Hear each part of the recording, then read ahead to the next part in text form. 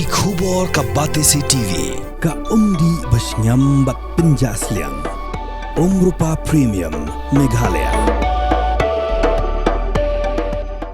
Deputy Commissioner jangka West China Hills District Abhinav Kumar Singh hakalai puitrik jemang ahaja apsan ulapan pa wijing songkhya halor ka jing pampat yo kelas jangki khana school kibrang sudah pas ya ka examen secondary school living certificate haki higher secondary school kibadan hapo West China Hills District hakajing kan bekilat petai khubor using ulapan tikena paka sarkar kadang bisyar ya ka jing terwa ban pleno ya ka evening batch session kanang ban penyo Jaka Pule ki khana school ulai thuru bola dapha eka jing Thoh sa Tnat Pule Puthi pan aj menjer na banta ban pleno ya ka evening shift namar bakakum ka jing khen balayo lum lapan tip pakidan sa kumba shispa apsangut ki khana school ki bampat yo Jaka Pule hadu mentah. Regard to class admission students, yesterday also we have written down to the director for creating an evening shift in Kyanonga Government Higher Secondary School.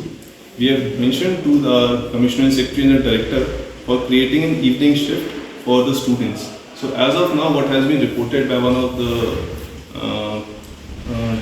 student unions with regard to the number of students who have not been admitted, it is around 124.